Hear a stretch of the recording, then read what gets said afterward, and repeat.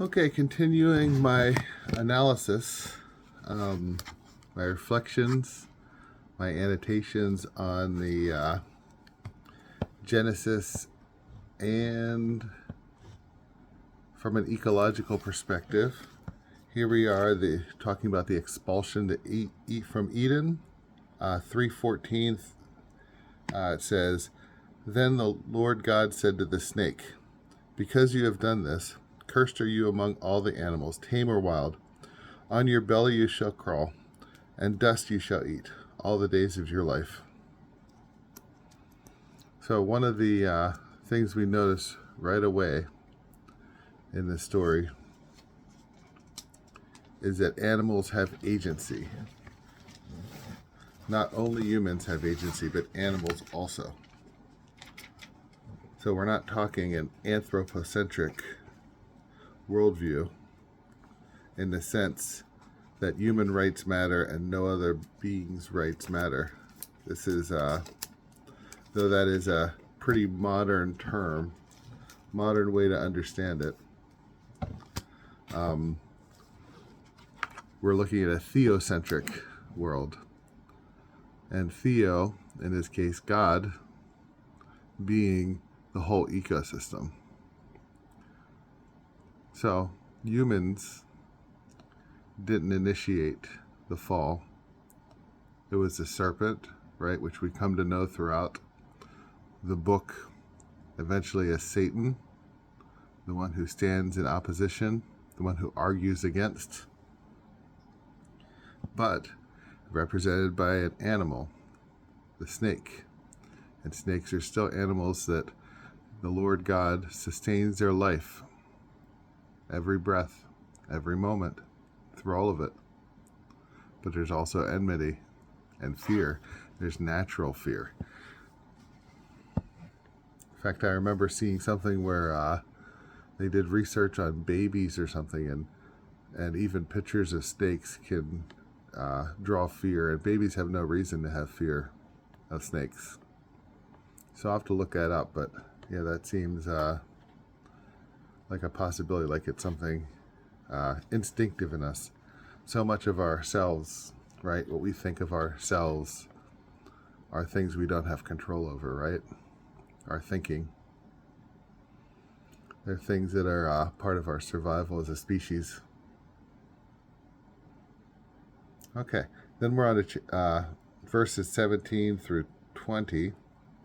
We have more about nature, because the curse is to man. To the man, he said, "Because you listened to your wife and ate from the tree about which I command you, you shall not eat it. Cursed is the ground because of you. In toil you shall eat its yield all the days of your life. Thorns and thistles it shall bear for you, and you shall eat the grass of the field. By the sweat of your brow you shall eat bread, until you return to the ground from which you are taken. For you are dust, and to dust you shall return." The man gave his wife the name Eve, because she was mother of all the living. Okay, so first of all, obviously, the book has a hierarchy in the family. That's obvious. Take it or leave it. We tend today to reject such things, thinking they're vestigial of the past. And that's quite very possibly true, right? But also, there's something about the relation to man and woman, right, that may also give us insight into our nature, right? Our biological natures, and not merely our social natures. Because we see lots of struggle with men today as a result of our, at least the way that we have ordered society. I think it's pretty obvious when we see that there are so far fewer men in college, at universities, just as an outward sign of the problem, than there are women. Are men naturally dumber than women? Goodness, no. That's the same absurd thing that they said about women 50 years ago, and some people still say, right? And yet, why are universities so ordered for the success of girls and women? Our elementary schools, where you already see a disorder, right? Why do organizations that are for boys, why are they suffering, right? Public scorn. But organizations that are for girls are not. In fact, many organizations for boys are now multi-gender, but there's no similar push for organizations for girls to be multi-gender.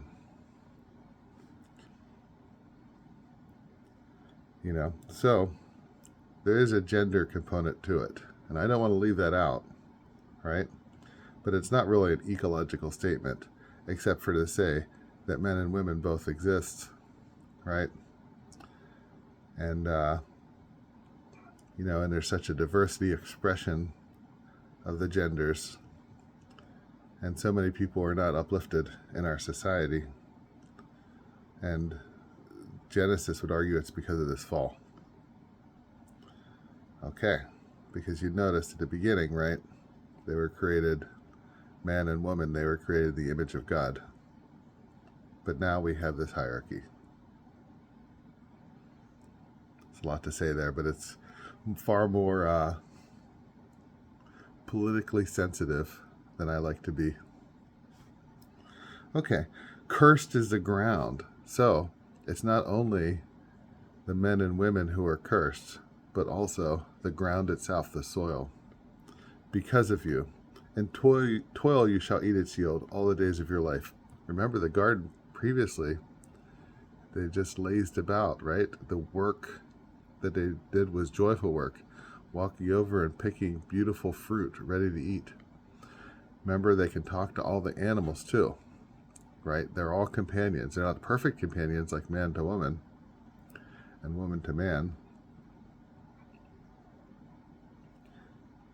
but they are companions. Thorns and thistles it shall bear for you, and you shall eat the grass of the field. So we are still at a point in time when humans are, as meant to be, vegetarian. By the sweat of your brow you shall eat bread, so you have to work to grow it, until you return to the ground from which you were taken. Dust you are, and dust you shall return. This is something that we say each Ash Wednesday each year in the Catholic tradition, as we get dust on our head. It's just a reminder of what God made us of, right? He made us of the dust that existed before us and will exist after. Every molecule was part of the earth. Prior to that, it was part of the Big Bang, right? And it'll continue to exist after this body's gone. But then also the breath of God that was breathed into Adam and shared to me, shared to you. It continues on. So man gave his wife Eve because she was the mother of all the living. That Eve, then, the woman, right, becomes so important to this overall story, which is why the early church developed some Marian dogmas, which is a general rule. Protestants feel have gone too far, right? But Roman Catholics, just Catholics, right, and Orthodox generally go a little further with that because of the tradition, the early church fathers, of connecting Eve to Mary, right? And Mary also to Bathsheba, right? The Queen Mother with a throne in the Messiah's chambers, right? Okay, well, anyway, so it says a lot about the earth, right? Continuing on with this analysis. Do you like this sort of video? It's really my opinions, but I don't know. Kind of feels weird, but I have no particular education in theology, just a music teacher, but I do have education in educational philosophy, so that's something. Maybe it shed some light. Maybe not. Have a blessed day.